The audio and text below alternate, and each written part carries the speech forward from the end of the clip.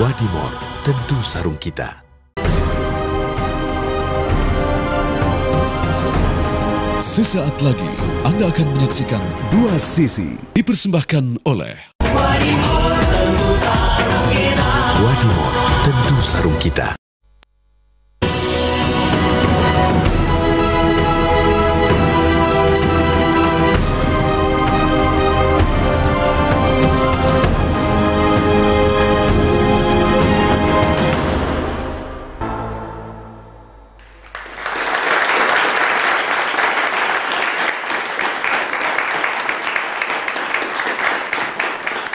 Ya, selamat malam Mirsa. 2 kali sudah debat Pilpres digelar dan mempertontonkan bagaimana Capres serta Cawapres menyampaikan gagasan serta beradu argumentasi di hadapan publik.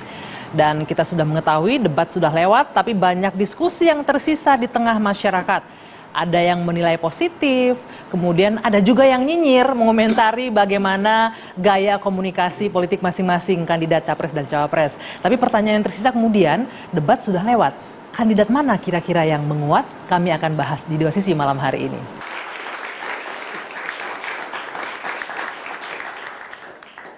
Ya, saya yakin cuplikan-cuplikan debat tadi sering Anda saksikan di media sosial pastinya ya. Banyak yang kemudian memposting ulang dengan menambahi komentar macam-macam. Nah, malam ini kita akan mendengarkan dan juga melihat sama-sama seperti apa sih percakapan di media sosial terkait dengan debat Capres dan juga Cawapres yang sudah berlangsung. Sebelum nanti kita menyongsong debat ketiga di bulan Januari mendatang. Baik, pertama-tama saya akan memperkenalkan terlebih dahulu. Malam hari ini saya agak lebih bahagia karena saya nggak perempuan sendirian nih. Biasanya cuma saya sendirian perempuan. Tepuk tangan dulu dong.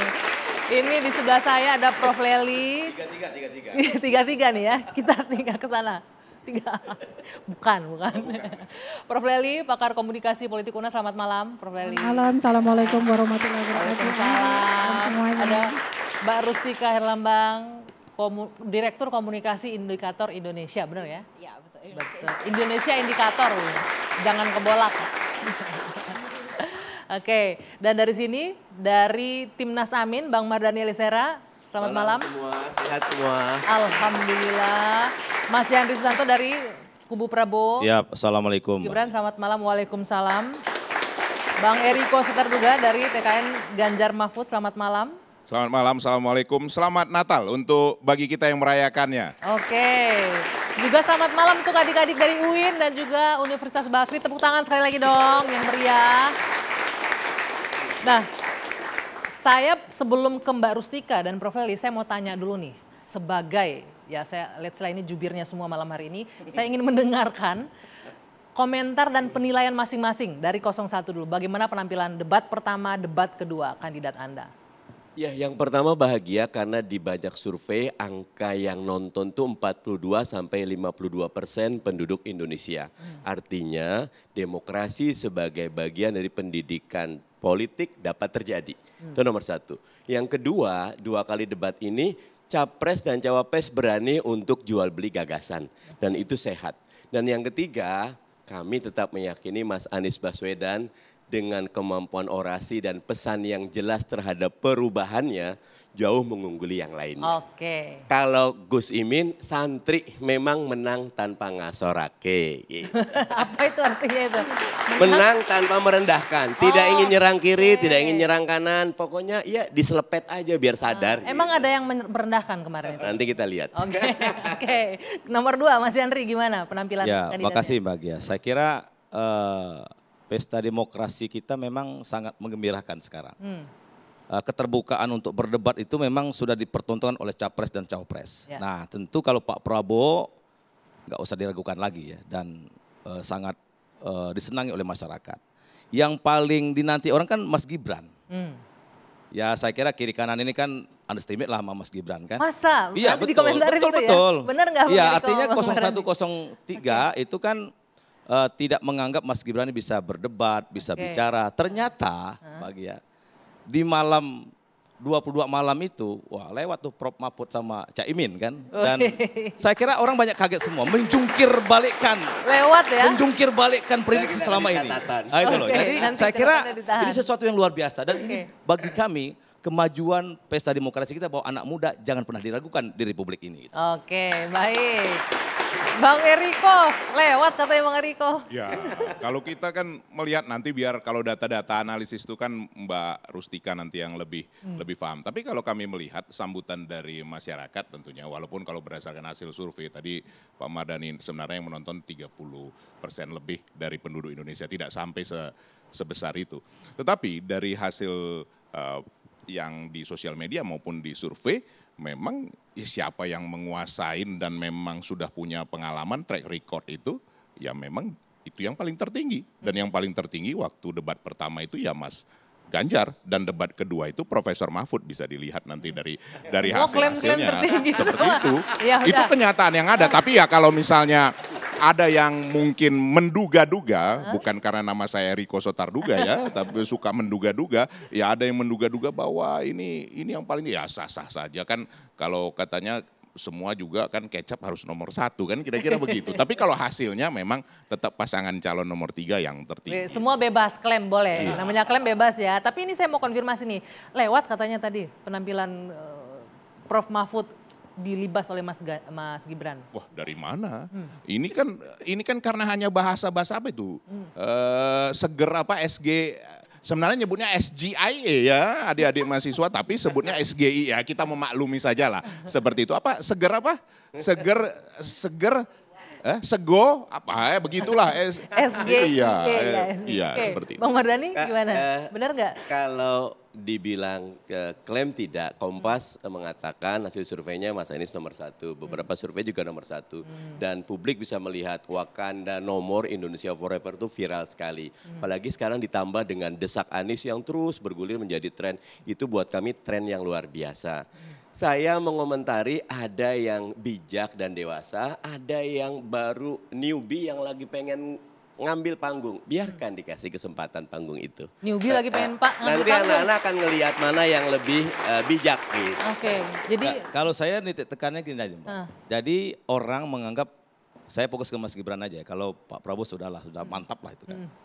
Semua hampir yang nggak suka Mas Gibran atau nggak suka 02 itu menganggap Mas Gibran itu apa nih? Paling nggak bisa ngomong ini, ya kan? Ternyata sekali lagi harus jujur kita. Ya Mas Gibran mengusik panggung, harus jujur itu. Dan buktinya sampai hari ini loh Mbak Anggia, semua lembaga survei menjagokan dan menempatkan Prabowo Gibran itu nomor 1 loh. Itu nggak bisa dibantah. Artinya pengaruh dari sosialisasi, kemudian debat terbuka, visi misi 02 itu direspon baik oleh publik dengan itu kan sudah dipraktekkan oleh lembaga survei itu. Kalau hari ini pemilu, siapa yang Anda pilih? Dan Pak Prabowo Mas Gibran itu semua lembaga survei kredibel menempatkan mereka insya Allah 1 putaran. Oke Mas Yandri, tapi menarik nih mengomentari sedikit Bang Mardhani, tapi ingin menunjukkan apa tadi yang ingin menguasai panggung. Menguasai panggung gitu dengan menang. Enggak, ini ciri-ciri yang kalah memang begitu. Boleh digunakan sudah dikuasai kan. Enggak, contohnya saya malah dejavu ya. Dulu Pak Jokowi, Pak Prabowo ditanya TPID. Tapi Pak Prabowo dengan bijak, saya tidak tahu. Yang SGIE, State of Global Islamic Economic Index, Caimin juga saya tidak tahu. Kalau mau jujur, Gus Muhaimin nyuwun sewu, kan ada SGIE nih, State of Global Islamic Economic Index. Kan penting buat kita, warga Indonesia yang mayoritas muslim. Menurut Gus Muhaimin, apa yang itu pertanyaan bijak. Oke, itu pertanyaan gitu. Dewasa. Kalau nanya gitu kata Mas Anies, itu pertanyaan teknikal, Google aja yang jawab, itu bukan kelas pemimpin. Oh gitu Mas Yandri, jadi sengaja. Gak ada yang salah dalam peraturan debat di KPU dan itu disepakati oleh semua pasangan calon. Tidak ada yang salah dengan Mas Gibran. Tapi belakangan itu dievaluasi oleh dievaluasi KPU. Kan? Tidak boleh lagi menggunakan artinya yang waktu singkatan. Kemarin Mas Gibran melakukan itu nggak ada yang salah. Bahwa ada evaluasi ya memang dari periode debat. Kalau nggak ada yang salah nggak dievaluasi. Enggak, itu belum tentu salah loh. Evaluasi itu betul salah ya kan. Tapi mungkin perlu apa namanya. Tidak boleh lagi ada pertanyaan seperti itu. Berarti tapi waktu itu belum dilarang. Enggak ada masalah itu. Toh moderator kan mempersilahkan Caimin mempertanyakan pertanyaan itu kan, dan Mas Gibran juga diberi kesempatan untuk menjelaskan. Jadi nggak ada yang salah. Boleh tahu nggak sih Mas Henry itu dari mana itu ide pertanyaan itu? Apa tuh? SGIE itu, SGIE itu. Iya semua kan diperbincangkan sebelum debat. Dipersiapkan itu berarti. Itu kan akhirnya kan diserahkan kepada Mas Gibran kan. Kalau ngelihat trennya kayak dulu sama aktornya sama jangan-jangan. Strateginya sama berarti. Bukan aktor ini Tapi berbicara sekali lagi strategi itu tidak Bang dilarang Mardhani. loh Mbak Gia, boleh begitu kan. Oke. Kan nggak dipersoalkan. Tidak dilarang ya pada saat itu. Jadi Gimana, sebenarnya Mbak Bang? Dwi Anggia maupun semua yang menyaksikan TV One pada saat ini kan sebenarnya kalau dikatakan kan sebenarnya panggung ya. Bisa saja itu soal teatrikal dan lain-lain. Kalau kita melihat yang sesungguhnya, adik-adik mahasiswa juga ada di sini. Menghadapi persoalan yang sesungguhnya itu jauh lebih berat daripada soal pertanyaan-pertanyaan seperti itu. Nah ini kan sebenarnya responnya seperti apa? Kalau seseorang yang memang mempunyai sudah track record yang baik ya, kalau tadi kita fokus ke cawapres ini karena tadi dari ini cerita cawapres, ya satu-satunya yang sudah mengalami 3, ini bukan karena Mas Ganjar sama Profesor Mahfud ya, trias politika dari eksekutif, yudikatif dan legislatif itu hanya Profesor Mahfud. Itu harus diakui secara jujur dan memang ya tidak diragukan track record dan kelihatan kemarin. Tapi nggak keteteran memang harus Prof. Mahfud jujur. ketika menjawab beberapa pertanyaan. Ya dari memang Mas harus Gibran. jujur. Kan beliau bukan apa ya, bukan seseorang yang tidak apa adanya atau yang katakan dibus pada saat ini. Kalau kita lah adik-adik mahasiswa ingat nggak SKS, sistem kebut semalam. Kira-kira begitu kan. Nah ya jadi monggo-monggo saja biar masyarakat nanti yang menilai dan juga sosial media kan ini ada Mbak Tika, ada Profesor Lely yang bisa lebih menjawab dengan nanti baik. kita akan dengarkan kan itu begitu. ya, benar-benar. Tahu aja saya mau pindah ke sini, tapi nanti kita jeda dulu sejenak, Dua Sisi akan kembali sesaat lagi.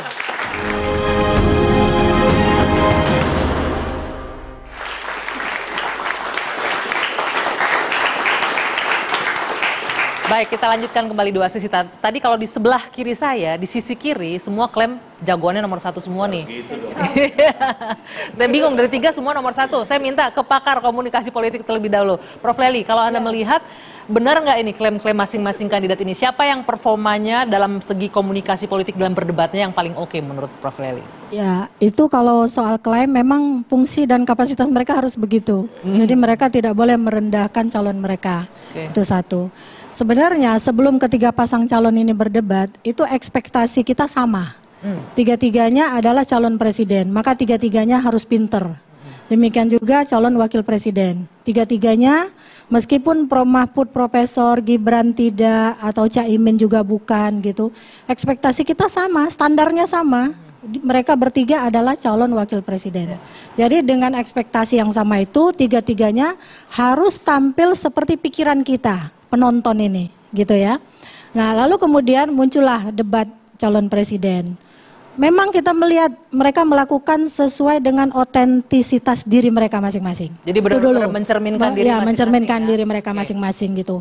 Nah, bahkan ketika Gibran pun demikian karena itu tadi estimasi kita, pikiran kita mereka ini calon wakil presiden. Jadi harus muncul seperti itu. Jadi ketika Gibran presentasinya bagus, ya benar. Berarti dia harus bisa menyesuaikan diri dan tidak boleh standarnya direndahkan dibanding Prof. Mahfud. Sama juga Anda melihatnya di cawapres, otentisitasnya juga muncul masing-masing seperti berusaha dimunculkan, minimal orang yang sudah menyimpan pikiran tentang Gibran yang nggak mungkin nih bisa pidato. Karena itu yang paling ditunggu-tunggu debat cawapres, bukan debat capres pada saat itu. Ya? Penasaran banget gitu. Nah, Mas Gibran bagus kan? Boleh dipakai Mas Hendri, kira-kira? Dan Mas Gibran bagus kan? maksudnya ketika presentasi ya. Betul. Nah, di tengah-tengah itu mulai terlihat nih ketika gimmicknya melakukan, karena antara gaya komunikasi, pola komunikasi, model komunikasi itu semua definisinya beda-beda. Jadi ya, kalau gaya itu sesuai langgam Bang Eriko, demikian semuanya kita nih semua gayanya beda. Meskipun Bang Eriko tidak menduga-duga, dia sering menduga-duga gitu kan. Jadi kapasitas, jadi gaya komunikasi itu tergantung pada langgam masing-masing orang. Nah, tapi ketika masuk pada substansi materi, terutama pada Gibran, karena Gibran begitu menjadi sorotan, kita mulai dari Gibran saja ya. Jadi memang ada nuansa-nuansa seperti mengimitasi, tidak salah. Ini adalah kemenangan bagi timnya sebenarnya. Mengimitasi siapa? Mengimitasi debat ketika Pak Jokowi dulu melawan Pak Prabowo. Terutama pada soal singkat menyingkat itu. Jadi kita bisa merubah ya definisi singkat menyingkat. Kalau Mbak Anggi saya tanya, CLBK itu apa? Cinta lama bersemi nah, kali. Itu bagi yang dipahami itu yang positif ya. Padahal kan cinta lama buang ke kali. Gitu kan bisa juga kan. Definisinya kan bisa seperti itu kan. Dalam ini iya. kelihatannya Ayu Lely. Menduga itu satu. Ya. Terus yang kedua, kalau misalnya singkatan dalam bahasa Inggris, harus bahasa Inggris juga, bahasa Indonesia. Tapi tidak juga seperti itu ternyata. Ketika kita membaca Perserikatan Bangsa-Bangsa, di Indonesia kan sama nih kita membacanya. Tapi ketika di Inggris kan menjadi UN, beda kan? United Nation. Tapi ketika kita membaca WHO, coba, Inggris apa Indonesia? Nah, artinya memang ini saya bilang mengimitasi. Ketika ini pertanyaannya saya langsung cari nih, wah Pak Jokowi dulu ketika nanya Pak Prabowo, Pak Prabowo juga nggak tahu. Bentar, satu. saya minta komentar dulu, benar mengimitasi Mas Yandri itu gaya-gaya Timnya itu. sukses. Ya kan begini, Ini kan kan pengamat dari kontestasi luar kan nih. tidak terlepas dari strategi kan. Iya. Bagian dari strategi Misalkan berarti ini saya ya. bilang tadi, selama ini orang menganggap Mas Gibran ini understatement semua. Itu yang saya bilang di forum ini juga Mbak Anggia, ini bagian dari strategi kita. Pasti akan ada kejutan. Dan memang semua terkejut. Oh ternyata Gibran luar biasa hebatnya. Nah bahwa pertanyaan bagaimana, cara ngomong itu kan bagian dari strategi kita. Dan nggak kita bocorkan. Ternyata itu memang sangat ampuh dalam debat cawapres waktu itu. Gitu. Tapi kalau kejutannya singkatan, menurut saya anti Oh klimaks. enggak. Kan, tapi- itu salah satu aja Bang Mardhani. Iya, Ya kan? tapi Salah satu Caimin aja, kan bagus. membalikan kembali persis seperti yang dilakukan Pak Prabowo. Dan ketika dijawab, memang benar jawabannya. Karena saya dosen, saya bisa menilai jawabannya benar atau enggak. Jawaban Caimin benar. Jawabannya Lebih benar. bagus jawabannya Gitu. ketimbang pertanyaannya. Oke. Itu klaimnya Pak Udah, Mardhani. satu Gibran, kemudian yang dua lainnya gimana? Yang dua lainnya, oke, yang ini wakil ya, Iya, wakil, wakil, masih iya. wakil ya. Ah. Caimin memang dalam kategori tertentu orang banyak menilai nih, saya baca juga di medsos, seperti Ewu Pakewu berhadapan dengan Gibran. Mungkin karena positioning dan branding image-nya Gibran itu adalah anaknya Pak Jokowi. Padahal sebenarnya jadi kita seperti tidak mengenal Caimin ketika dia dalam tanya jawab. Oke. Jadi otentisitasnya tiba-tiba terbang gitu Hilang kan. gitu ya. Tiba-tiba hilang Benar, begitu Bang Mardhani saja. ada Kenapa, perasaan Bang Mardhani? sungkan Coba gitu. tanya. Enggak, memang Gus Imin kan pesannya para kiai jadilah santri. Nah santri itu tidak banyak untuk merendahkan, malah memuji loh. Bukan soal merendahkan, tapi bagaimana gaya komunikasinya yang cair, hilang gitu loh. Ini soal gaya yang saya bilang. Jadi kita seperti kehilangan gayanya Caimin pada malam Agak itu. kaku Sebetulnya ya. gaya selepetnya tetap ada, Gaya ekonomiknya tetap keluar, tinggal karena waktunya mungkin punya catatan tidak ada waktu Terbatas pertama ya. tuh beliau tuh agak kepanjangan. Jadi Selepetnya- nah karena Dia itu selepet sendiri udah, karena selepet itu sendiri. biasa. Sama Dan kacamatanya bagus. 2 kali diselepet kan? Bagus. Oke. Ya Bang Mardhani Ya. kan selepetnya selepet mic sama selepet kacamatanya loh Gus Min. Sampai jatuh mic-nya. Demikian juga Oke, Prof Mahfud. gimana? Ya, Prof Mahfud. Kan saya senang sekali nih, Prof Mahfud memulai tentang sesuatu dimulai dengan kata korupsi. Ingat itu Bang Eriko. Karena sebenarnya problem kita itu di negara ini adalah pada 3 soal. Keadilan, terus apa lagi yang secara hukum. Nah, tentang keadilan ini yang tidak mungkin diwujudkan apabila korupsi itu terus berjalan. Ada, ya. Karena akan ada banyak soal tentang pembangunan ekonomi yang diambil oleh banyak tangan. Termasuk orang-orang yang menurut kita tidak berhak. Lalu kemudian kita buktikan itu banyak yang berkelimpangan jadi pesakitan di KPK gitu ya. Tapi memang Prof Mahfud kurang mengelaborasi. Terutama pada saat pertanyaan soal IKN. IKN itu Prof Mahfud memiliki banyak data yang sebenarnya bisa dibalikan kembali. Tapi kembali lagi gaya komunikasi Prof Mahfud di tengah-tengah tiba-tiba berubah. Apa karena sama? Pakai juga. Statusnya. Jadi sepertinya Gibran itu memiliki branding image tersendiri di mata oke. kedua bakal calon yang lain. Benar begitu Bang Kita Eriko? berharap di debat kedua sekali lagi kan ada wakil presiden itu harus dihilangkan. Begini, Gitu. kalau saya terima kasih masukan dari Ayu Leli ini ya, dan tentu kami akan sampaikan. Tapi Profesor Mahfud itu memang orang yang apa adanya, bahkan tidak perlu ikut, tidak perlu bertanya atau apapun dia siap seperti apapun kondisinya. Iya. Kenapa? Karena memang orangnya ya itu apa adanya. Seperti saya sampaikan tadi, kalau kita mau mengikuti teatrikalnya, ya ini namanya show. Tapi kalau kita mau mencari otentifikasi dan mencari sebenarnya seperti apa sih Profesor Mahfud itu, sebenarnya seperti apa sih calon wakil presiden yang nanti bakal jadi orang nomor 2 di Indonesia itu, ya itulah Profesor Mahfud dan itulah adanya dan ya tapi memang tidak bisa seperti orang yang memang biasa di dalam dunia teatrikal atau yang biasa yang memang Ada yang lagi bermain teatrikal. ya, kemarin saya saat itu. tidak mengatakan itu loh Mbak Dwi Anggia bahwa Ya, namanya pemain katakan sinetron dengan yang memang bukan pemain sinetron, kalau waktu lagi syuting sinetron ya tentu berbeda. Tapi kalau kita mencari seorang pemimpin yang mempunyai kapasitas, kapabilitas, dan yang paling penting tadi sudah disampaikan Ayu Leli, orang yang bersih. Nah, ini orangnya. Nah, justru itu Bang, justru itu ketika Proma pun memiliki banyak data, ketika dia bicara soal IKN, kenapa otentisitasnya nggak muncul ketika dia berhadapan dengan Arteria Dahlan di DPR misalnya. Itu kan muncul banget tuh Promaput yang sebenarnya. Sebenarnya itu yang kita inginkan. Karena bukan anak presiden kali yang dihadapin ya. Sebenarnya simpel saja Mbak Dwi Anggia. Kan ini yang dibahas kemarin kan mengenai masalah ekonomi kan. Sebenarnya kalau berbicara jujur juga. Bukan core yang dikuasai Prof Mahfud tiga-tiganya juga. bukan latar belakangnya. Bukan mempunyai latar belakang ekonomi, artinya seperti itu. Jadi kalau menurut saya biarlah masyarakat melihat seperti apa dirinya mereka masing-masing. Ya tinggal menilai kalau mau membutuhkan yang memang secara teatrikal ya itu tadi ya pendekar hukum. Ini lagi-lagi teatrikal nih saya. Aja, kan ini saya analoginya sinetron, teatrikal. Apakah Anda melihat ada yang begitu kemarin dalam kalau saya nanti menyatakan, saya sendiri kan bukan orang yang ahli dalam hal ini. Ini pakeuh ini gitu. Kalau saya tegas newbie gitu. Nah, nanti kan bisa ditanyakan sama semua. Benar. Begitu Mas Henry, ada unsur teatrikalnya, dramanya. Kalau memang orang kalah tuh biasanya cari-cari gara-gara biasanya. Ya kan? Karena Gibran gara-gara mau berantem, nggak mau berantem. Karena Gibran menang, coba tuh di medsos tuh. Dibilang Gibran punya mic 3 lah, padahal sama-sama 3. Ya kan? Gibran ada pemandunya lah, ya kan? Karena Gibran menang. Coba kalau dia kemarin itu sesuai dengan prediksi orang, bahwa dia nggak bisa ngomong, nggak bisa berdebat. Karena menjungkir balikan semua prediksi orang, ya dicarilah gara-gara kan, dicarilah bahasa-bahasa yang ya itu cara mengakui kekalahan yang tidak sportif menurut saya. Baik. Kalau sudah klaim semua. Tapi sekali lagi terima kasih Profesor Leli, tentu kami akan memberikan masukan untuk nanti di debat yang akan datang. Kalau saya sendiri secara pribadi menilai sebenarnya rileks aja, santai aja, karena bukan mau mencari orang yang paham betul soal gaya panggung kan begitu, tapi mau mencari orang yang punya kemampuan untuk mengatasi masalah bangsa ke depan ini seperti itu. Ya, maksud saya juga kan ekspektasi terhadap Promaput sama Caimin jauh lebih besar daripada terhadap Gibran. Jadi sehingga jangan dipatahkan, jadi beban juga jangan dipatahkan. Dan itu terbalik kan akhirnya kan? Enggak juga terbalik.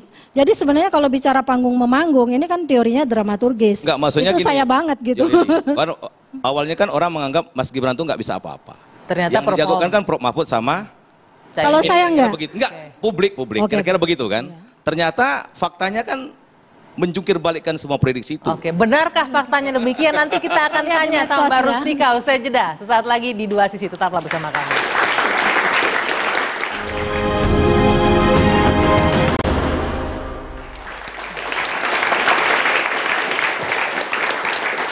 Kalau tadi semua sudah klaim-klaiman dan secara kepakaran komunikasi politik Prof. Leli sudah memberikan komentarnya. Sekarang ini bicara data juga nih. Mbak Rustika sekarang saya kasih. Kalau semua tadi klaim menjungkir balikan nomor satu semuanya nih Mbak. Hasil yang didapatkan di media sosial. Ya, jadi situasi di media sosial itu persis seperti yang ada di panggung ini. Persis sama. Rame-ramenya, serang-serangannya sama. Nggak ada yang berubah. Semuanya mirip itu. Mic-nya boleh naik Oke, itu adalah catatan pertama. Catatan kedua adalah bahwa yang namanya media sosial itu sangat dinamis. Sesuatu yang terjadi atau peristiwa yang terjadi pada saat itu akan berubah ketika peristiwa itu sudah tidak ada lagi. Artinya ketika kita membuat analisis pasca debat capres, maka pemenangnya mungkin berbeda dengan sekarang. Jadi, pasca debat capres siapa waktu itu pemenangnya? Memang paling banyak adalah Anies. Tetapi sentimen terbanyak positifnya adalah Ganjar. Terima kasih. Boleh dikeluarkan data-datanya itu ya?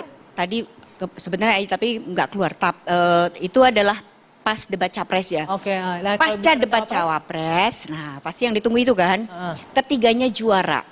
Ketiganya juara. Ketiganya juara. Jadi betul. Jadi Muhaimin itu adalah juara untuk mempopulerkan satu istilah yang namanya selepet. Jadi istilah selepet itu menjadi 5 isu terbesar dalam sepanjang debat. Tepuk tangan dulu, tepuk tangan. Kemudian Gibran itu dia juara untuk mendapatkan jumlah expose, jadi postingan dan juga engagement yang tinggi sekali. Tapi tone-nya positif negatif kelihatan? Tone-nya kita bisa lihat. di data. Oke. Kemudian Mahfud MD dia juga juara karena dia mendapatkan sentimen positif tertinggi dan juga mendapat respons dari generasi milenial dan Gen Z terbanyak. Nah, Mbak Dwi Anggia, itulah pentingnya otentifikasi. Karena begini, generasi milenial, generasi Y dan Z ini penting sekali terhadap korupsi. Itu prioritas pertama, betul ya? Nah, kedua baru yang lain, yaitu energi baru terbarukan sama pekerjaan. Oke. Boleh saya minta tampilkan data lagi ya, Mbak Rustika, tolong dibaca ini data yang pertama Jadi tadi. sebenarnya tuh ya, kalau terkait dengan debat kemarin itu sebenarnya ada hal bahwa debat itu adalah sebuah panggung. Itu yang dilihat oleh para netizen gitu. Artinya ketika isu ekonomi itu adalah isu yang sangat elitis. Netizen itu yang dilihat itu hanyalah terletak pada gestur tubuhnya, kata-katanya, tatapan matanya. Jadi nggak masuk ke substansi, lebih ke tetapi lebih delivery. bicara soal itu. Jadi pilih tip and tricks untuk menjebak lawan. Nah, itu adalah beberapa hal yang dilihat oleh netizen. Mbak Rustika, coba ini Mbak, kalau kita membaca ini kelihatan nggak ya, Mbak Rustika? Nggak kelihatan. Nggak kelihatan, oke. Bisa ditampilkan di sini. Boleh maju sini Mbak, nggak apa-apa Mbak, sini Mbak. Oke. Itu demografi netizen ya? Ya, analisa emosi netizen cawapres. Ini saya sampai sudah paling dekat, nggak kelihatan juga. Pra dan pasca nih Mbak, analisa emosi ya? netizen cawapres. Emosi ya? Ya, analisa Oke, siap. emosi. Nah, ini adalah situasi terkait dengan emosi netizen before and after debat. Yang warna hijau itu apa? Yang warna hijau itu adalah trust. Trust, kepercayaan berarti ya. Kemudian yang warna di bawahnya itu yang ungu itu disgust. Tapi di sini tuh disgust itu sebenarnya bercerita terkait dengan saling serang antar kubu. Oke. Gitu. Kemudian yang Makanya kuning? kalau di situ tuh terlihat bahwa antara kubunya nomor 1 sama kubu nomor 2 itu hampir sama emosinya. Karena apa? Dua kubu itu saling serang. Sementara kubu ketiga itu malah justru enggak banyak terjadi saling serang. Walaupun diserang tapi enggak banyak. Oke. Gitu. Ini kalau saya lihat nih Mbak, boleh kita balik lagi pra debat yang hijau-hijaunya ini dengan pasca debat agak berbeda jauh. Agak berbeda Prof jauh. Mahfud itu agak tinggi, tetap tinggi ya. Jadi gini, Pak Mahfud itu dia memiliki satu karakter yang unik dibandingkan dengan dua cawapres yang lain. Pak Mahfud itu dia memiliki pendukung yang militan dan mereka itu adalah orang-orang yang memang dari dulu dia suka sama Pak Mahfud. Di mana pendukungnya Pak Mahfud di media sosial itu berbeda dengan pendukungnya Ganjar di media sosial.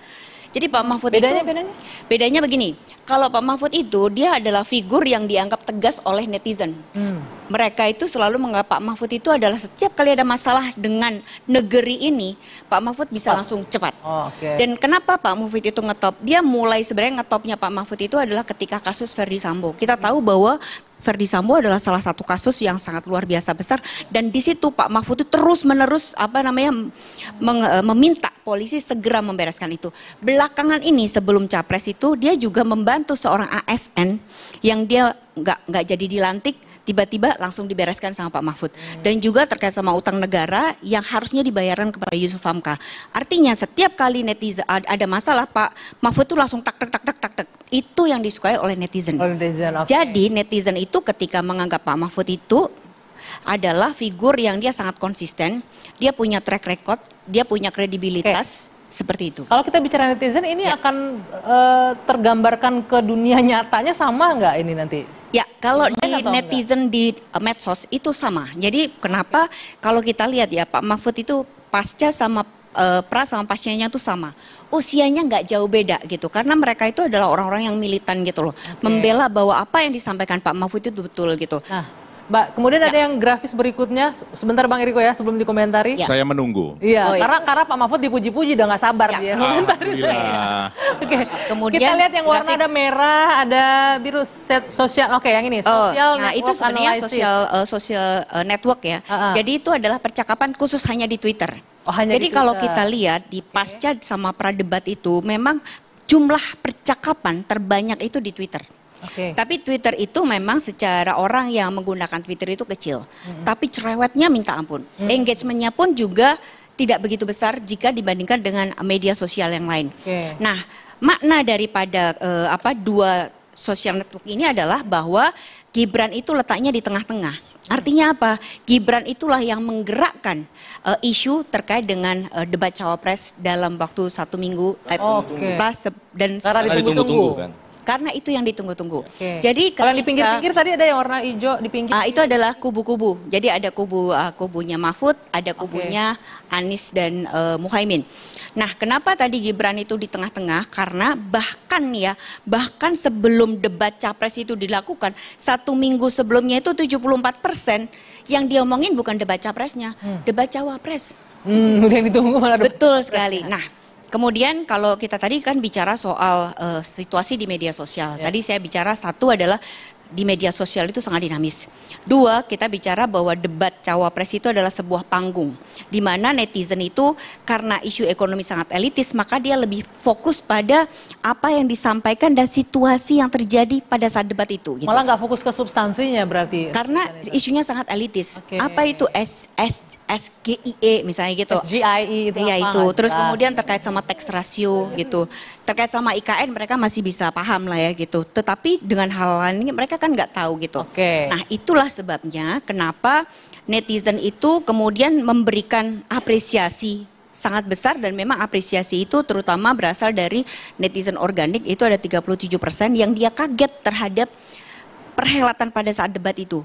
Kenapa? Karena Gibran pada saat debat itu berbeda dengan Gibran yang mereka lihat di keseharian, terutama dalam 1 minggu terakhir gitu. Jadi apa yang membedakan? Ada 4 hal.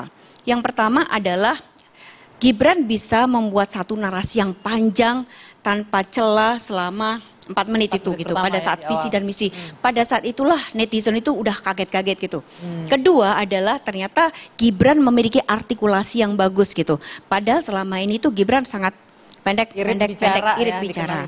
Ketiga, Gibran tiba-tiba memiliki rasa percaya diri ketika berhadapan dengan Mahfud dan Muhaimin. Sementara belakangan ini Gibran tuh lagi bahkan menjauhi wartawan gitu. Dan juga dia sedang ada blunder. Nah, pada saat debat itu netizen itu kaget, ternyata Gibran kok berubah sekali. Tapi blunder itu nggak jadi pembahasan ya Dia jadi pembahasan. Tetapi ketika itu terjadi, jadi orang yang pro Gibran, ini kan ada pro dan kontra. Yang pro Gibran mengatakan bahwa itu emang kejutan buat Gibran gitu loh. Buat masyarakat, ini loh calon kita, ini loh anak muda gitu. Nah, kenapa engagementnya Gibran tinggi? Karena semua itu terutama ditarik di platform TikTok. Kalau kita lihat dari sisi sentimennya, postingan sentimen kepada Gibran itu tertinggi, Mbak. Gitu sebentar, tahan dulu Mbak. Nanti kita akan masuk itu platform-platform yang digunakan. Boleh ditanggapi Bang Eriko, boleh? Ya Mbak Dwi Anggia, saya jujur terpana yang disampaikan oleh Mbak Rustika Herlambang ini, karena memang apa yang di hati saya disampaikan sudah Mbak Tika. Saya tidak tahu lagi apa yang harus disampaikan. Jadi tadi klaimnya sesuai tadi ya. Kalau tadi Mbak Dwi Anggia mengatakan bahwa Eriko itu suka menduga-duga. Bukan aku loh, Prof. Leli tadi. Ya, saya tidak menduga lagi, tapi kenyataannya apa yang saya pikirkan, ternyata disampaikan oleh Mbak Tika, bahwa yang kita cari seorang pemimpin yang real. Bukan yang misalnya kalau dinyanyi itu ada itu dulu penyanyi yang jago lip sync, jago teatrikalnya. Nah, apakah itu yang kita mau cari? Nah, ini yang cari yang otentik, yang memang punya kemampuan dan apa adanya. Satu lagi bonusnya, tadi sudah disampaikan bahwa dia orang bersih. Ini namanya Profesor Mahfud nih, tadi soal Verdi Sambo dan lain-lain. Jadi apa? Kalau kita lihat, Profesor Mahfud itu melengkapi apa yang tidak di Mas Ganjar, dia lengkapi. Dan ini menjadi satu kesatuan yang saling melengkapi satu dengan yang lainnya. Seperti itu Mbak Dwi Anggia. Oke, silakan Mas Henry. Ya, boleh. saya kira apa yang disampaikan Mbak Tika sama yang saya prediksi tadi kan. Bahwa Gibran ini kan jadi magnet. Benar nggak Mbak Tika? Jadi magnet. Debat cawapres itu yang ditunggu itu sebenarnya Mas Gibran. Bahkan dari debat capres ditunggu cawapresnya makanya. Iya, Mas Gibran itu bisa membuat perhelatan pesta demokrasi menarik gitu. Dan tadi saya bilang menjungkir balikkan banyak prediksi. Ya kalau tadi misalkan di seharian dia nggak mau ngomong banyak, itu kan bagian taktik strategi saja. Tadi waktu itu kita bahas kenapa Mas Gibran nggak mau datang ke kampus, saya bilang kan nggak wajib. Itu kan debat yang disasarkan oleh para pihak. Tapi kalau pas debat di KPU resmi, dia kan memang mempertontonkan kehebatannya gitu.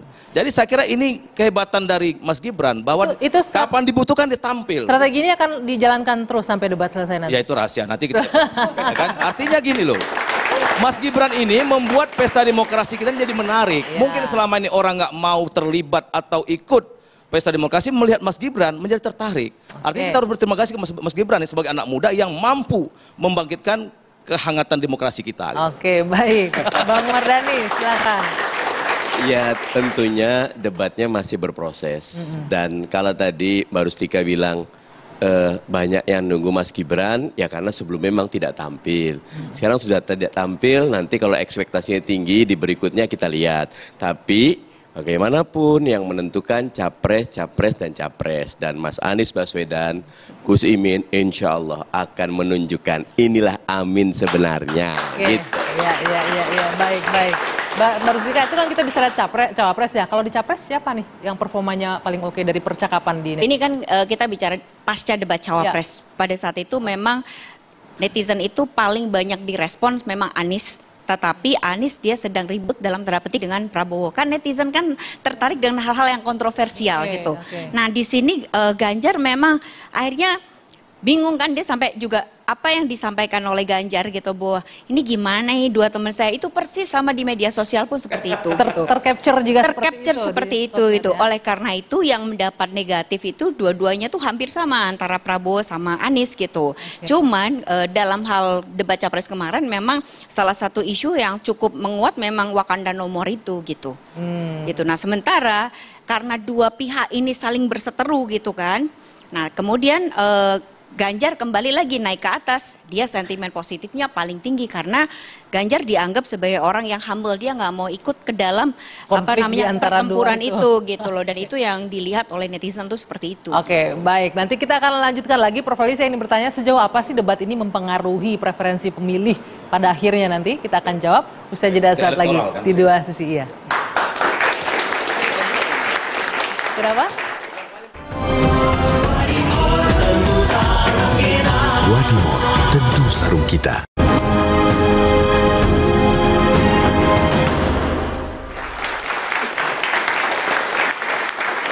Oke, saya mau ke Prof. Ali. Prof, ini kan kita dari tadi membahas, ramai perbincangan soal debat segala macam di sosial media dan juga di real, di dunia nyata.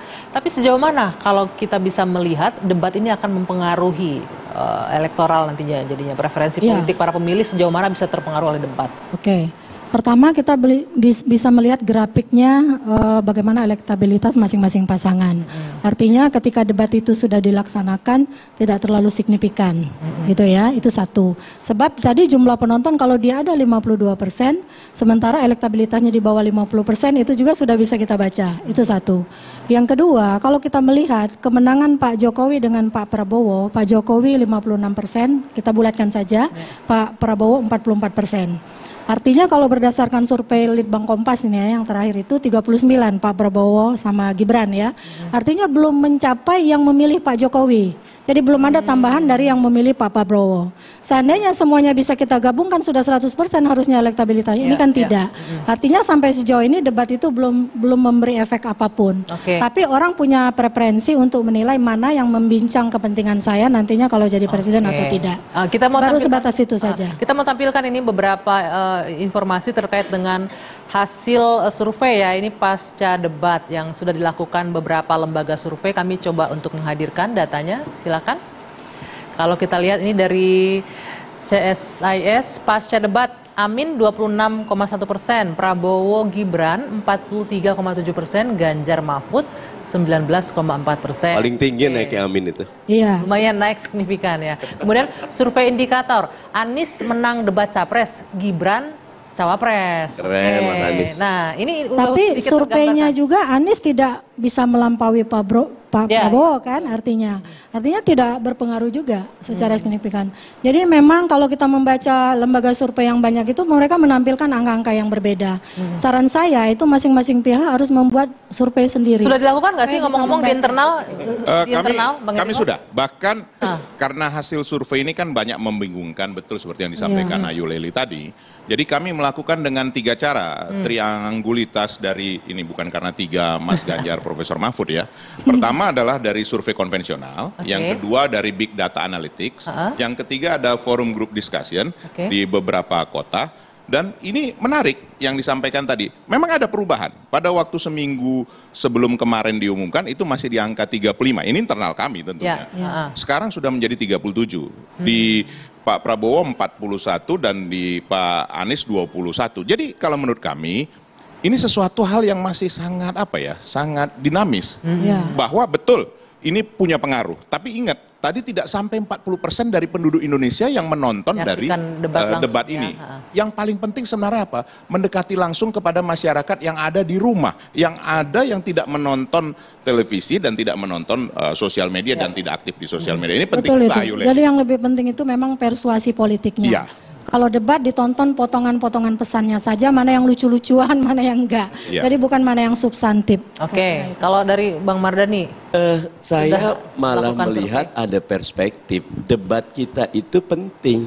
Jangan underestimate dengan pemilih. Memang pemilih perlu waktu. Debat pertama sudah mulai ada terbentuk kumulasi terus sampai akhirnya dia membuat keputusan. Ingat ada 3 momentum di 2024 yang tidak ada di 2019. Yang pertama, terima kasih Pak Mardhani selalu mengingatkan 3 ini Pak Mardhani. Memang tidak bisa dipungkiri itu memang. Nggak ada masalah mau 3 mau 2 mau 1 kalau fakta disampaikan. Ya, apa saja itu? Yang pertama 56% pemilih kita itu Gen Z dengan milenial dan mereka punya preferensi sendiri. Kalau dulu kita cuma satu sumber, kalau mereka pilih sendiri. Bisa dan dari contoh hari ini platform, desak Anies itu menjadi trending topik dan waktu durasi nontonnya itu sangat tidak membosankan. Karena apa? Semua pertanyaan yang rumit-rumit, yang unthinkable, yang tajam bisa ditanyakan dan dijawab dengan penuh keyakinan oleh Mas Anies Baswedan. Makanya itu jadi salah satu trik kita. Kita tidak pernah underestimate dengan pemilih. Teman-teman ini pasti setelah ini akan terus kadang-kadang 1:30, 1:30 masih ada yang terus mengulik-ngulik. Anak saya SMP saja itu sudah mulai desak Anies, menarik karena buat mereka wah ini pencerahan. Pencerahannya yang kedua, kita sudah punya teknologi internet, penetrasi handphone kita itu 2 kali jumlah penduduk. Jadi orang tuh bisa nyari. Dan jangan underestimate dengan debat. Walaupun potongan-potongan mungkin Mbak Rustika, Prof, awalnya dia tertarik, habis itu dia menggali lagi. Makanya lihat lalu lintas traffic kita tinggi sekali sekarang. Artinya ada yang sedang bergerak. Dan bergerak itu di perubahan karena ingin berubah. Yang ketiga tren perubahan. Itu juga benar. Jadi karena itu berlaku teori mere exposure namanya. Jadi makin sering didengarkan itu potongan pesannya, itu mungkin akan membuat perubahan. Tapi untuk saat ini belum ada loncatan perubahan yang signifikan. Betul, karena baru dua. Nanti ada berikutnya. Masih ada 3 debat lagi. Mas Henry, jadi hiruk pikuk perdebatan, hiruk pikuk konsolidasi itu kan yang paling penting elektoral kan. Ya kan, sehebat apapun debat kalau tidak berpengaruh dengan elektoral pasangan capres itu buat apa? Dan terbukti dari semua mau 01 mau 03 itu mengakui bahwa sekarang yang paling tinggi itu Prabowo Gibran itu. Dan waktu masih ada 1 bulan ya. Oleh karena itu kami berkeyakinan insya Allah ini 1 putaran. Kenapa? Kalau 1 putaran itu ya biaya negara bisa banyak dihemat. Kita lebih cepat lagi untuk guyup gitu. Jadi tidak banyak lagi energi yang terbuang. Oleh karena itu yakin kita dengan situasi seperti ini, tren untuk Pak Prabowo itu insya Allah akan semakin diterima, apalagi Mas Gibran pasca debat itu membuat orang semakin kagum dengan Mas Gibran. Itu artinya Pak Prabowo dengan Mas Gibran ini bisa membuat kekuatan yang luar biasa. Insya Allah. Yakin 1 putaran ya? Gimana? Nomor 3, nomor 1? Loh, hasil survei dari Kompas itu yang tidak dibiayai kan, itu kalau secara umum dibiayai oleh dirinya sendiri. Itu kesimpulannya baru 44% yang pasti menentukan. Belum ada yang bisa mencapai 44% dari 3 calon. 56% menang itu Prabowo sekarang. Jadi memang ada kekhawatiran. Kan, belum ada loncatan kan? Jadi, saya 1 putaran. Kalau buat saya mau 1 putaran monggo, tetapi membuat asumsi bahwa lebih hemat 1 putaran itu menghilangkan hak konstitusional buat masyarakat.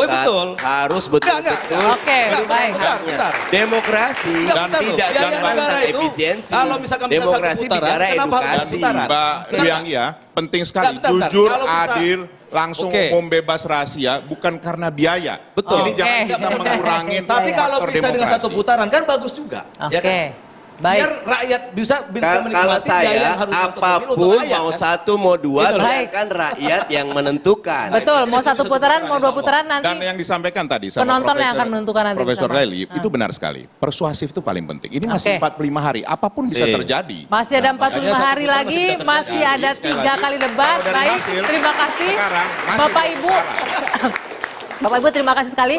Kita masih ada 45 hari, masih ada 3 kali debat. Silakan kami kabarkan, Anda putuskan pemirsa TV One. Saya Dwi Anggia, saya tutup 2 sisi malam hari ini. Kita jumpa lagi pekan depan.